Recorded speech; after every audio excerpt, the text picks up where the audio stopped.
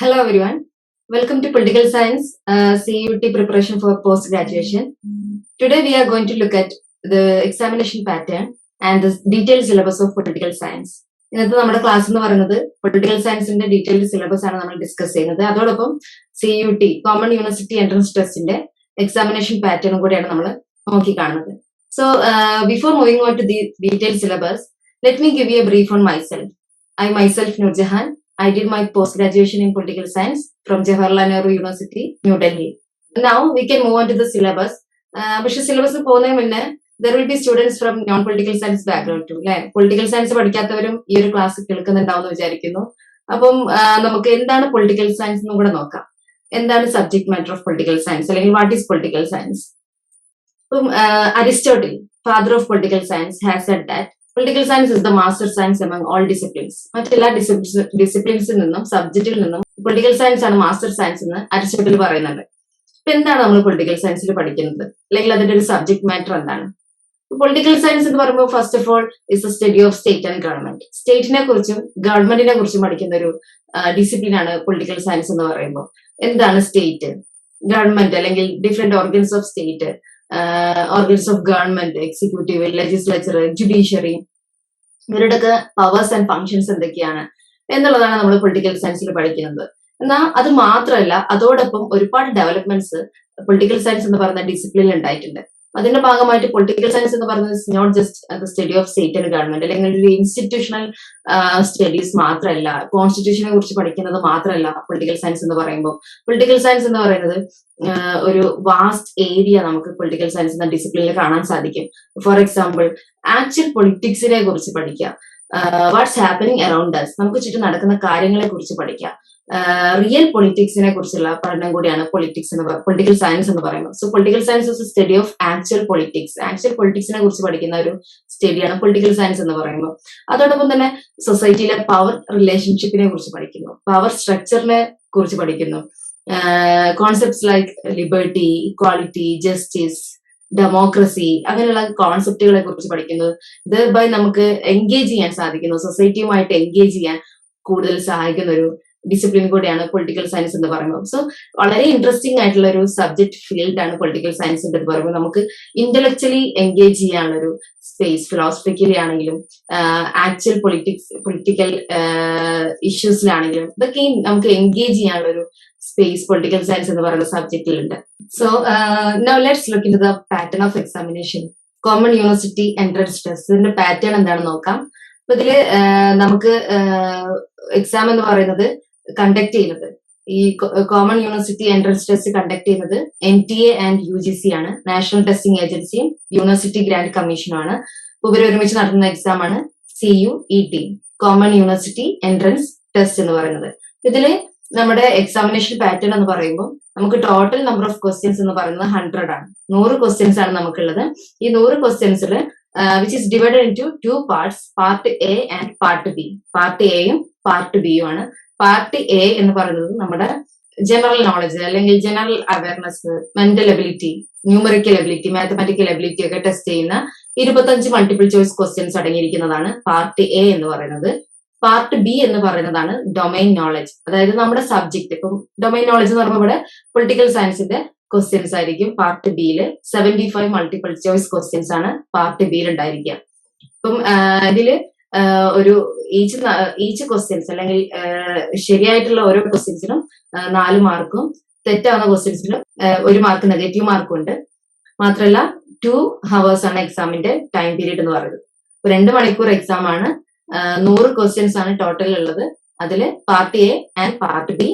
Part A എന്ന് പറയുന്നത് general awareness, അതുപോലെ തന്നെ ലാംഗ്വേജ് സ്കില്ല്, നമ്മുടെ ന്യൂമറിക്കൽ എബിലിറ്റി ഒക്കെ ടെസ്റ്റ് ചെയ്യുന്ന 25 മൾട്ടിപ്പിൾ ചോയ്സ് ക്വസ്റ്റ്യൻസ്.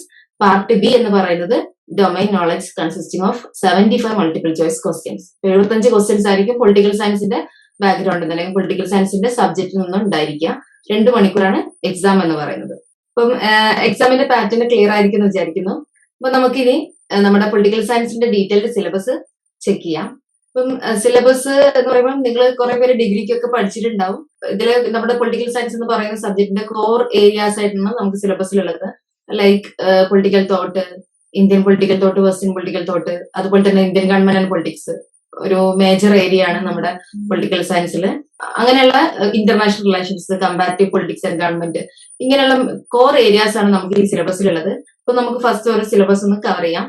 അപ്പോൾ ആദ്യത്തെ സിലബസ് എന്ന് പറയുമ്പോൾ, അല്ലെങ്കിൽ ആദ്യത്തെ യൂണിറ്റ് എന്ന് പറയുമ്പോൾ വെസ്റ്റേൺ പൊളിറ്റിക്കൽ തോട്ടാണ്. വെസ്റ്റേൺ പൊളിറ്റിക്കൽ തോട്ട് എന്ന് പറയുമ്പോൾ എല്ലാ തിങ്കേഴ്സും നമുക്ക് പഠിക്കാനില്ല, വളരെ കുറച്ച് തിങ്കേഴ്സ് മാത്രമേ പഠിക്കാനുള്ളൂ. നമ്മുടെ പ്ലാറ്റോ, അരിസ്റ്റോട്ടിൽ, അതുപോലെ തന്നെ മാക്കിവെല്ലി, പിന്നെ നമുക്ക് Thomas Hobbes, John Locke, Rousseau, പിന്നെ J S. Mill, Karl Marx and John Rawls. ഇപ്പൊ വളരെ പ്രധാനപ്പെട്ട സബ്ജക്റ്റിന്റെ പ്രധാനപ്പെട്ട തിങ്കേഴ്സിനെയാണ് നമുക്ക് ഈ ഒരു വെസ്റ്റേൺ തോട്ടിൽ വളരെ പ്രധാനപ്പെട്ട തിങ്കേഴ്സിനെയാണ് നമുക്ക് പഠിക്കാനുള്ളത്.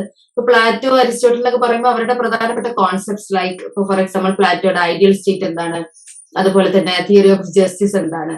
അരിസ്റ്റോട്ടിൽ ആണെങ്കിൽ അരിസ്റ്റോട്ടിലിന്റെ അണ്ടർസ്റ്റാൻഡിങ് ഓഫ് സ്റ്റേറ്റ്, അരിസ്റ്റോട്ടിലിന്റെ അണ്ടർസ്റ്റാൻഡിങ് ഓൺ സ്ലേവറി, അതൊക്കെയാണ് നമുക്ക് നോക്കേണ്ടി വരിക. അപ്പം ഇവരുടെയൊക്കെ കോൺസെപ്റ്റുകൾ, പ്രധാനപ്പെട്ട കോൺസെപ്റ്റുകൾ നമ്മൾ ഈ ഒരു ഏരിയയിൽ നോക്കേണ്ടി വരും. അപ്പം ഇതാണ് ഫസ്റ്റ് യൂണിറ്റ് എന്ന് പറയുന്നത്. സോ സെക്കൻഡ് യൂണിറ്റ് എന്ന് പറയുന്നത് ഇന്ത്യൻ പൊളിറ്റിക്കൽ തോട്ടാണ്. ഇന്ത്യൻ പൊളിറ്റിക്കൽ തോട്ടിൽ മോഡേൺ ഇന്ത്യൻ പൊളിറ്റിക്കൽ തോട്ട്. അപ്പൊ അതില് റാംമോഹൻ റോയ്, ഗാന്ധി, അംബേദ്കർ, അതുപോലെ തന്നെ സവർക്കർ ആൻഡ് കൗടില്യ, അപ്പം ഇത്രയും പേരാണ് നമുക്ക് ഇന്ത്യൻ പൊളിറ്റിക്കൽ തോട്ടിൽ നമുക്ക് നോക്കേണ്ടത്. അപ്പം നേരത്തെ പറഞ്ഞ പോലെ തന്നെ ഗാന്ധിയുടെയും അംബേദ്കറുടെ ഒക്കെ പ്രധാനപ്പെട്ട കോൺസെപ്റ്റുകൾ, ഐഡിയാസ് എന്തൊക്കെയാണ്, അതുപോലെ തന്നെ അവരുടെ എൻഗേജ്മെന്റ്സ് ഇൻ ഇന്ത്യൻ പൊളിറ്റിക്സ് ഒക്കെ നമുക്ക് ജസ്റ്റ് അതിന്റെ ഭാഗമായിട്ട് നോക്കേണ്ടി വരും. അതുപോലെ തന്നെ സവർക്കർ, കൗടില്യ, റാംമോഹൻ റോയ്, പ്രധാനപ്പെട്ട കുറച്ച് ആളുകളുടെ തിങ്കിങ് അല്ലെങ്കിൽ അവരുടെ കോൺസെപ്റ്റ്സുകളാണ് നമുക്ക് ഈ ഒരു ഏരിയയിൽ നോക്കേണ്ടത്. ഇതൊക്കെ നമ്മൾ ഡീറ്റെയിൽഡ് ആയിട്ടുള്ള ക്ലാസ്സുകൾ ഇൻ കമ്മിങ് ഡേയ്സ് നമുക്ക് ഉണ്ടായിരിക്കുന്നതാണ്. ഇത് നമ്മൾ ജസ്റ്റ് സിലബസ് എന്താണ് എന്ന് ഇൻട്രൊഡ്യൂസ് ചെയ്യാണ്. ഓക്കെ. മൂന്നാമത്തെ യൂണിറ്റ് എന്ന് പറയുന്നത് പൊളിറ്റിക്കൽ തിയറിയാണ്. പൊളിറ്റിക്കൽ തിയറിയിൽ concepts like liberty, equality, justice, democracy, അതുപോലെ തന്നെ സിറ്റിസൺഷിപ്പ് ആൻഡ് ജെൻഡർ, പിന്നെ കണ്ടംപററി ഇഷ്യൂസ്, ഫെമിനിസം എന്ന് പറയുന്ന ഐഡിയോളജി, ഇങ്ങനെയുള്ള പ്രധാനപ്പെട്ട തിയറീസ് ആണ്. അപ്പം ഇതിൽ കുറച്ച് നമുക്ക് വൈഡ് ആയിട്ട് നോക്കേണ്ട ഒരു ഏരിയ ആണ്. ലിബർട്ടി, ഇക്വാളിറ്റി എന്നൊക്കെ പറയുമ്പോൾ അതിൽ ഒരുപാട് തിങ്കേഴ്സിന്റെ അണ്ടർസ്റ്റാൻഡിങ് വരുന്നുണ്ട്. ജോൺ റോൾസിന്റെ ഐഡിയ, റോബർട്ട് നോസിക്, അതുപോലെ തന്നെ എസയ്യ ബെർലിൻ, ഇങ്ങനെയുള്ള തിങ്കേഴ്സിന്റെ ഐഡിയാസും കൂടി ഇതിന്റെ ഭാഗമായിട്ട് നോക്കേണ്ടി വരും. അതോടൊപ്പം കോൺസെപ്റ്റ്സുകൾ എന്താണെന്ന് ഒരു ക്ലാരിറ്റി നമുക്ക് ഉണ്ടായിരിക്കണം. അപ്പം ഇത് കുറച്ചുകൂടി ഒരു വൈഡ് ഏരിയ ആണ്. Equality, different kinds of equality ഉണ്ട്. അതുപോലെ തന്നെ ലിബർട്ടി എന്ന് പറയുമ്പോൾ ഡിഫറെന്റ് കൈൻഡ്സ് ഓഫ് ലിബർട്ടി ഉണ്ട്. പ്രധാനമായും ജെ.എസ്. മില്ലിന്റെ ഒക്കെ understanding, positive and negative liberty, ഇങ്ങനെയുള്ള കോൺസെപ്റ്റുകളൊക്കെ നമ്മൾ ഇതിന്റെ ഭാഗമായിട്ട് നോക്കേണ്ടി വരും. നെക്സ്റ്റ് ഫോർത്ത് യൂണിറ്റ് എന്ന് പറയുന്നത് ഇന്റർനാഷണൽ റിലേഷൻസ് ആണ്. അപ്പം അതിൽ നമുക്ക് കൂടുതലായിട്ടൊന്നും പഠിക്കാനില്ല, ജസ്റ്റ് അതിന്റെ അപ്രോച്ചസ്, ഇന്റർനാഷണൽ പൊളിറ്റിക്സിന്റെ അല്ലെങ്കിൽ ഇന്റർനാഷണൽ പൊളിറ്റിക്സിന്റെ അപ്രോച്ച് ആയിട്ടുള്ള റിയലിസം ആൻഡ് ലിബറലിസം, ഈ രണ്ട് അപ്രോച്ചിൽ ഈ രണ്ട് ഭാഗമാണ് നമുക്ക് ഇതിൽ നോക്കാനുള്ളത്. റിയലിസം എന്ന് പറയുമ്പോൾ ഹാൻസ് ജെ മോർഗയുടെ റിയലിസം, അതുപോലെ തന്നെ അതിൽ കുറെ ആളുകൾ വരുന്നുണ്ട്, കെന്നത്ത് ബേൺസും റിയലിസം എല്ലാം. ലിബറലിസം അല്ലെങ്കിൽ ഐഡിയലിസം എന്ന് പറയുന്ന അപ്രോച്ച് നമുക്ക് ഇതിൽ നോക്കണം. പിന്നെ കോൾഡ് വാർ പൊളിറ്റിക്സ് ആണ്. ഇപ്പം ഇന്റർനാഷണൽ പൊളിറ്റിക്സിൽ പിന്നെ ആ ഒരു അപ്രോച്ച് ഈ രണ്ട് ഭാഗം കഴിഞ്ഞാൽ പിന്നെ കോൾഡ് വാർ ശേഷമുള്ള പൊളിറ്റിക്സ് ആണ്, ഇന്റർനാഷണൽ പൊളിറ്റിക്സ് ആണ് നമുക്ക് ഈ ഒരു സിലബസിലുള്ളത്. അപ്പൊ അതിന്റെ ഭാഗമായി വന്നിട്ടുള്ള കോൾഡ് വാറിന്റെ വാട്ട് ഈസ് കോൾഡ് വാറിന്റെ ആ ഒരു പീരീഡിന്റെ ഒരു ക്യാരക്ടറിസ്റ്റിക്സ്, ഫ്യൂച്ചേഴ്സ്, ഇന്റർനാഷണൽ റിലേഷൻ അല്ലെങ്കിൽ ഇന്റർനാഷണൽ പൊളിറ്റിക്സിന്റെ ആ സമയത്തുള്ള ക്യാരക്ടറിസ്റ്റിക്സ് എന്തൊക്കെയാണ്, അല്ലെങ്കിൽ എന്തൊക്കെ ചേഞ്ചസ് ആണ് ഉണ്ടായിട്ടുള്ളത്. അതുപോലെ തന്നെ അതിനുശേഷം വന്നിട്ടുള്ള മൂവ്മെന്റ്സുകൾ ലൈക്ക് നോൺ അലൈൻമെന്റ് മൂവ്മെന്റ്, പിന്നീട് അതിനുശേഷം വന്നിട്ടുള്ള ഇന്റർനാഷണൽ ഓർഗനൈസേഷൻസ്. ഇപ്പം പോസ്റ്റ് കോൾഡ് വാറിന് ശേഷം വന്നിട്ടുള്ള international organisations like UNO, United Nations organisation, EU, European union, അതുപോലെ തന്നെ പിന്നീട് ഏഷ്യൻ രാജ്യങ്ങളുടെ ഇടയിൽ വന്നിട്ടുള്ള സാർക്ക് പോലെയുള്ള, അതുപോലെ തന്നെ ആസിയാൻ പോലെയുള്ള ഓർഗനൈസേഷൻസ് ആണ് നമുക്ക് ഇതിൽ നോക്കാനുള്ളത്. പിന്നെ ഒരു പ്രധാനപ്പെട്ട ഏരിയ ആണ് ഇന്ത്യയുടെ ഫോറിൻ പോളിസി. അപ്പൊ നാമിന്റെ തൊട്ട് പിന്നെ നമ്മുടെ എന്താ പറയാ പഞ്ചശീൽ പ്രിൻസിപ്പിൾസ് മുതൽ നമുക്ക് കറന്റ് ഫോറിൻ പോളിസി ഇതിൽ അറിയേണ്ടിയിരിക്കും. എന്തൊക്കെയാണ് ചേഞ്ചസ് ആണ് ഇന്ത്യയുടെ ഫോറിൻ പോളിസിയിൽ വന്നിട്ടുള്ളത് നോക്കണം. അപ്പം India's foreign policy especially with related to Pakistan, China and USA, ഈ 3 രാജ്യങ്ങളാണ് നമുക്ക് സിലബസിലുള്ളത്. അപ്പം ഇത് കുറച്ചും കൂടെ ഒരു ഇൻട്രസ്റ്റിംഗ് ആയിട്ടുള്ള ഒരു ഏരിയ ആണ് ഈ ഒരു സിലബസിന്റെ ഈ ഒരു ഭാഗം എന്ന് പറയുന്നത്. നമുക്ക് കുറച്ചും കൂടെ ഐഡിയ ഉണ്ടായിരിക്കുന്ന ഒരു ഏരിയ ആണ്. അപ്പം ഇതിൽ കുറച്ചുകൂടെ നമുക്ക് ഒരു കറണ്ട് ഒരു അണ്ടർസ്റ്റാൻഡിങ്ങും കൂടെ, ഒരു കറണ്ട് അഫയേഴ്സും കൂടെ ഒരു അറിഞ്ഞിരിക്കേണ്ടി വരും ഈ ഒരു ഏരിയയിൽ. സോ നെക്സ്റ്റ് പാർട്ട് എന്ന് പറയുന്നത് ഇന്ത്യൻ ഗവൺമെന്റ് ആൻഡ് പൊളിറ്റിക്സ്. ഇതില് ഇന്ത്യൻ ഗവൺമെന്റ് ആൻഡ് പൊളിറ്റിക്സ് ഒരു വൈഡ് ഏരിയ ആണ്. നമുക്ക് ഒരുപാട് പഠിക്കാനുണ്ട് ഇതില്. ഇപ്പം ഇന്ത്യൻ കോൺസ്റ്റിറ്റ്യൂഷൻ, അതിൽ പ്രധാനപ്പെട്ട ഒന്നാണ് Indian constitution. The evolution of Indian constitution, Indian കോൺസ്റ്റിറ്റ്യൂഷന്റെ ഒരു എവല്യൂഷൻ നമുക്ക് ഇതിൽ നോക്കി കാണണം. കോൺസ്റ്റിറ്റ്യൂന്റ് അസംബ്ലി എന്താണ്, കോൺസ്റ്റിറ്റ്യൂന്റ് അസംബ്ലിയുടെ കോമ്പോസിഷൻ, അതിന്റെ ഫീച്ചേഴ്സ്, ക്യാരക്ടറിസ്റ്റിക്സ്, അതേപോലെ തന്നെ ഇന്ത്യൻ കോൺസ്റ്റിറ്റ്യൂഷന്റെ ഫ്യൂച്ചേഴ്സ് എന്തൊക്കെയാണ്.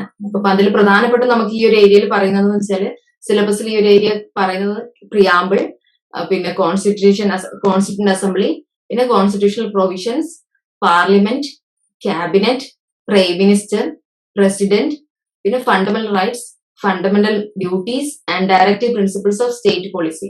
ഇപ്പം പ്രസിഡന്റ്, പ്രൈം മിനിസ്റ്റർ, ഇതിന്റെയൊക്കെ കോൺസ്റ്റിറ്റ്യൂഷണൽ ആർട്ടിക്കിൾസ് എന്തൊക്കെയാണെന്ന് നമ്മൾ അറിയണം. ഈ ഒരു ഏരിയയിൽ നമ്മൾ കൂടുതലായിട്ട് ഫോക്കസ് ചെയ്യേണ്ട ഒന്നായിരിക്കും ആർട്ടിക്കിള്. ഓരോ ആർട്ടിക്കിളും, പ്രധാനപ്പെട്ട ആർട്ടിക്കിള് പഠിച്ചു വെക്കുക എന്നുള്ളത്. പിന്നെ ഈ constitutional provisions like fundamental right എന്താണ്, ഫണ്ടമെന്റൽ ഡ്യൂട്ടീസ് എന്താണ്, directive principles of state policies എന്താണ്. അപ്പൊ ഇതിന്റെ ആർട്ടിക്കിൾസ് കൂടെ നമ്മൾ ഫോക്കസ് ചെയ്യേണ്ടി വരും. ഇത് മാത്രമല്ല amendments, major amendments in Indian constitution, പിന്നെ ഗവർണർ, അതുപോലെ തന്നെ നമ്മൾ സെൻട്രൽ ഗവൺമെന്റ് അല്ലെങ്കിൽ ലെജിസ്ലേച്ചർ പറഞ്ഞ പോലെ തന്നെ സ്റ്റേറ്റ് ഗവൺമെന്റുകളും ഗവർണർ എന്താണ്, അതുപോലെ തന്നെ state government, chief minister, council of ministers വരുന്ന ഭാഗങ്ങൾ, പിന്നെ ഫെഡറലിസം, ഇന്ത്യൻ ഫെഡറലിസം. ഫെഡറലിസം എന്ന് പറയുമ്പോൾ എന്താ പറയാ, ഇന്ത്യൻ കോൺസ്റ്റിറ്റ്യൂഷന്റെ ഒരു one of the main feature ആണ് ഫെഡറലിസം എന്ന് പറയുന്നത്. That is the division of power between central government and state government. അപ്പൊ അത് എങ്ങനെയാണ് ഇന്ത്യയിൽ വർക്ക് ചെയ്യുന്നത്. ഇപ്പൊ ഇന്ത്യൻ ഫെഡറലിസം എന്ന് പറയുന്നത് is different from other federalism like USA or Canadian federalism. അതിൽ നിന്നൊക്കെ വ്യത്യസ്തമായിട്ടുള്ള ഒരു ഫീച്ചർ ഇന്ത്യൻ ഫെഡറലിസത്തിനുണ്ട്. അപ്പൊ ആ ഒരു ഫീച്ചർ എന്തൊക്കെയാണ്, അതെങ്ങനെയാണ് വർക്ക് ചെയ്യുന്നത്, ഇന്ത്യൻ ഫെഡറലിസത്തിലെ ഡിഫറെന്റ് ഇഷ്യൂസ്, ഡിബേറ്റ്സുകളൊക്കെ നമുക്ക് ഈ ഒരു ഭാഗത്ത് നോക്കേണ്ടി വരും. പിന്നെ പൊളിറ്റിക്കൽ പാർട്ടീസ്, ഇന്ത്യൻ പൊളിറ്റിക്സിൽ major national and regional political പാർട്ടീസിനെ കുറിച്ചുള്ള ഒരു അണ്ടർസ്റ്റാൻഡിങ്. പിന്നെ ഇലക്ഷൻസ്, ലോക്കൽ ഗവൺമെന്റ്, അതുപോലെ തന്നെ ജുഡീഷ്യറി, ഗവേണൻസ്. ഇപ്പം ഇലക്ഷൻ കമ്മീഷൻ, ഇലക്ഷൻ എങ്ങനെയാണ് നടത്തുന്നത് ഇന്ത്യയിൽ, പിന്നെ local governments, 74th and 73rd അമെന്റ്മെന്റുകളെ കുറിച്ചൊരു അണ്ടർസ്റ്റാൻഡിങ്, ഇന്ത്യയിലെ പഞ്ചായത്ത് രാജ് ഇൻസ്റ്റിറ്റ്യൂഷൻസ് എങ്ങനെയാണ്, എന്തൊക്കെയാണ് അതിന്റെ ഫീച്ചേഴ്സ്, എങ്ങനെയാണ് വർക്ക് ചെയ്യുന്നത്, അതിന്റെ കോൺസ്റ്റിറ്റ്യൂഷണൽ പ്രൊവിഷൻസ് എന്തൊക്കെയാണ്. അതുപോലെ തന്നെ ജുഡീഷ്യറി എന്ന് പറയുമ്പോൾ സുപ്രീം കോർട്ട്, ഹൈക്കോർട്ട്, സുപ്രീം കോടതിയുടെയും ഹൈക്കോടതിയുടെയും ഡിഫറെന്റ് ഫംഗ്ഷൻസ് എന്തൊക്കെയാണ്. പ്രധാനമായും സുപ്രീം കോർട്ട് ആൻഡ് ഹൈക്കോർട്ട് ആയിരിക്കും. അപ്പൊ അതില് സുപ്രീം കോടതിയുടെയും ഹൈക്കോടതിയുടെയും റിട്ട് ജൂറിസ്ഡിക്ഷൻസ്, മറ്റ് പവേഴ്സ് ആൻഡ് ഫംഗ്ഷൻസ് ഇതിൽ നമ്മൾ ഫോക്കസ് ചെയ്യേണ്ടി വരും. അതുപോലെ തന്നെ അതിൽ പ്രധാനപ്പെട്ട ഡിബേറ്റ്സുകൾ ലൈക്ക് ജുഡീഷ്യൽ റിവ്യൂ പോലുള്ള ഡിബേറ്റ്, അതുപോലെ തന്നെ ജുഡീഷ്യൽ ആക്ടിവിസം, ഇതൊക്കെ ജുഡീഷ്യൽ റിഫോംസ്, ഇതൊക്കെ ഇതിന്റെ ഭാഗമായിട്ട് വരുന്നതാണ്. അപ്പം ഇത്തരം ഏരിയാസ് നമുക്ക് ഈ ജുഡീഷ്യറി എന്ന് പറയുന്ന ഭാഗത്ത് വേണ്ടതാണ്. പിന്നെ ഗവേണൻസ്, ഗുഡ് ഗവേണൻസിനെ കുറിച്ചുള്ള, ഗവേണൻസിന്റെ ഭാഗമായിട്ട് വന്നിട്ടുള്ള റിഫോംസുകൾ, ചേഞ്ചസുകൾ, ഇതൊക്കെ നമുക്ക് ഈ ഒരു ഏരിയയിൽ നോക്കേണ്ടതുണ്ട്. അപ്പൊ ഇന്ത്യൻ ഗവൺമെന്റ് ആൻഡ് പൊളിറ്റിക്സ് എന്ന് പറയുന്നത് കുറച്ചുകൂടി ഒരു വൈഡ് ഏരിയ ആണ്. ഒരുപാട് ഭാഗങ്ങൾ നമ്മളിതിൽ നോക്കേണ്ടിയിരിക്കുന്നു. മാത്രമല്ല കോൺസ്റ്റിറ്റ്യൂഷണൽ പ്രൊവിഷൻസ് അലോങ് വിത്ത് നമുക്ക് അതിന്റെ ഒരു കറന്റ് ഡീറ്റെയിൽസും കൂടെ അറിഞ്ഞിരിക്കണം. ചേഞ്ചസ് വന്നിട്ടുള്ള ചേഞ്ചസുകൾ നമ്മൾ അറിഞ്ഞിരിക്കണം ഈ ഒരു ഏരിയയിൽ. നെക്സ്റ്റ് പാർട്ട് എന്ന് പറയുന്നത് കമ്പാരിറ്റീവ് ഗവൺമെന്റ് ആൻഡ് പൊളിറ്റിക്സ് ആണ്. കമ്പാരിറ്റീവ് ഗവൺമെന്റ് ആൻഡ് പൊളിറ്റിക്സിൽ നമുക്ക് പഠിക്കാനുള്ളത് പൊളിറ്റിക്കൽ കൾച്ചർ. എന്താണ് പൊളിറ്റിക്കൽ കൾച്ചർ എന്ന് പറയുന്ന കോൺസെപ്റ്റ്? പൊളിറ്റിക്കൽ കൾച്ചർ എന്ന് നിങ്ങൾ ഡിഗ്രിക്ക് പഠിച്ചിട്ടുണ്ടാവും. ഗബ്രിയൽ ആൽമണ്ടിന്റെയും സിഡ്നി വെർബയുടെ ഒക്കെ വർക്കോട് കൂടി, CV കൾച്ചറിന്റെ ആ ഒരു വർക്കോട് കൂടി വന്നിട്ടുള്ള പൊളിറ്റിക്കൽ കൾച്ചർ എന്ന് പറയുന്ന കോൺസെപ്റ്റ് എന്താണ്. അതുപോലെ തന്നെ പൊളിറ്റിക്കൽ കൾച്ചർ എന്ന് പറയുന്നത് സോഷ്യോളജിയുടെയും മറ്റ് ആന്ത്രപ്പോളജി ഇതിൽ നിന്നൊക്കെയാണ് നമ്മൾ പൊളിറ്റിക്കൽ സയൻസിലെ ആ ഒരു കോൺസെപ്റ്റ് ഉണ്ടാകുന്നത്. അപ്പൊ ആ ഒരു കോൺസെപ്റ്റിന്റെ എവല്യൂഷൻ, പൊളിറ്റിക്കൽ കൾച്ചർ എന്ന് പറയുന്ന കോൺസെപ്റ്റിന്റെ എവല്യൂഷൻ, എന്താണ് political culture, different political cultures ഏതൊക്കെയാണ്, അതൊക്കെയാണ് നമുക്ക് ഈ ഒരു പൊളിറ്റിക്കൽ കൾച്ചർ എന്ന് പറയുന്ന ഏരിയയിൽ നോക്കേണ്ടത്. പിന്നെ വരുന്നതാണ് പൊളിറ്റിക്കൽ പാർട്ടീസ്. അപ്പം comparative understanding of political parties, അതിന്റെ ഫീച്ചേഴ്സും റോളുകളും, റോൾ എന്തൊക്കെയാണ് എന്ന് നമുക്ക് നോക്കണം. പിന്നെ ഇലക്ട്രൽ സിസ്റ്റം, ഒരു comparative analysis of electoral system. ഇപ്പം ഇന്ത്യയുടെ ഇലക്ട്രൽ സിസ്റ്റം എന്ന് പറയുന്നത് is different from other countries. ഇപ്പൊ ഇറാൻ ആണെങ്കിലും അമേരിക്കൻ ഇലക്ട്രൽ സിസ്റ്റം ആണെങ്കിലും ഒക്കെ ഡിഫറെന്റ് ആണ്. അപ്പം ഈ ഒരു ഡിഫറൻസുകൾ എന്തൊക്കെയാണ്, ഡിഫറെന്റ് ഇലക്ട്രൽ സിസ്റ്റംസ് ഏതൊക്കെയാണ്, അതിന്റെ മെറിറ്റ്സ് ആൻഡ് ഡിമെറിറ്റ്സ് എന്തൊക്കെയാണെന്നാണ് ഈ ഒരു ഇലക്ട്രൽ സിസ്റ്റം കൊണ്ട് ഉദ്ദേശിക്കുന്നത്. പിന്നെ അപ്രോച്ചസ് ഓർ മോഡൽസ്. അപ്രോച്ചസ് എന്ന് പറയുമ്പോൾ കമ്പാരിറ്റീവ് പൊളിറ്റിക്സിന്റെ approaches like system approach, structural functional approach, cultural approach, developmental approach, political economy or class approach, അങ്ങനെ ഒരുപാട് അപ്രോച്ചുകൾ നമുക്ക് കമ്പാരിറ്റീവ് പൊളിറ്റിക്സിലുണ്ട്. ആ ഒരു അപ്രോച്ചസ് എന്തൊക്കെയാണെന്ന് നോക്കണം. പിന്നെ types of regimes, different types of regimes like democratic regimes, authoritarian, totalitarian regimes, അങ്ങനെയുള്ള different ടൈപ്സുകൾ കമ്പാരിറ്റീവ് ഗവൺമെന്റ് ആൻഡ് പൊളിറ്റിക്സിൽ നമ്മൾ പഠിക്കുന്നുണ്ട്. അപ്പൊ ഇതൊക്കെയാണ് ഈ ഒരു കമ്പാരിറ്റീവ് ഗവൺമെന്റ് ആൻഡ് പൊളിറ്റിക്സ് എന്ന് പറയുന്ന ഏരിയ. നെക്സ്റ്റ് പാർട്ട് എന്ന് പറയുന്നത് പബ്ലിക് പോളിസീസ് ഇൻ ഇന്ത്യ. ഇന്ത്യയിലുള്ള പബ്ലിക് പോളിസീസ്, അതിന്റെ മോഡൽസ്, ടൈപ്സ്, അതുപോലെ തന്നെ പ്രോസസ്സസ്, അത് നോക്കേണ്ടതുണ്ട്. ഇപ്പം പബ്ലിക് പോളിസീസ് എന്ന് പറയുമ്പോൾ ഒരുപാട് പോളിസികൾ, നമ്മൾ പ്രധാനപ്പെട്ട പോളിസീസുകളൊക്കെ നമ്മൾ അതിൽ നോക്കേണ്ടി വരും. നെക്സ്റ്റ് പാർട്ട്, ലാസ്റ്റ് പാർട്ട് എന്ന് പറയുന്നത് general issues of contemporary relevance. അപ്പം അതില് നമുക്ക് ഒരു വേൾഡ് ലെവൽ ഒരു അനാലിസിസ്, അതില് എന്താണ് ഗ്ലോബൽ ജസ്റ്റിസ് എന്താണ്, ക്ലൈമറ്റ് ചേഞ്ച് അല്ലെങ്കിൽ ക്ലൈമറ്റുമായി ബന്ധപ്പെട്ട പ്രശ്നങ്ങൾ, കാര്യങ്ങൾ, അതുപോലെ തന്നെ നാഷണലിസം എന്ന് പറയുന്ന ഏരിയ. അപ്പൊ ഇത്രയാണ് നമ്മുടെ സിലബസ് എന്ന് പറയുന്നത്. അപ്പം നമ്മുടെ എക്സാമിനെ സംബന്ധിച്ചിടത്തോളം നമുക്ക് ഒരു ഡീറ്റെയിൽഡ് ഒരു അണ്ടർസ്റ്റാൻഡിങ്, ഒരു കോൺസെപ്റ്റുവൽ ക്ലാരിറ്റി നമുക്ക് ഈ ഒരു സിലബസിൽ ഉണ്ടായിരിക്കണം. ഈ പറഞ്ഞ സിലബസ് ഫുൾ കവർ ചെയ്യേണ്ടത് ആവശ്യമുണ്ട്. ഒരു കോൺസെപ്റ്റുവൽ ക്ലാരിറ്റി നമുക്ക് ഇതിൽ ആവശ്യമുണ്ട്.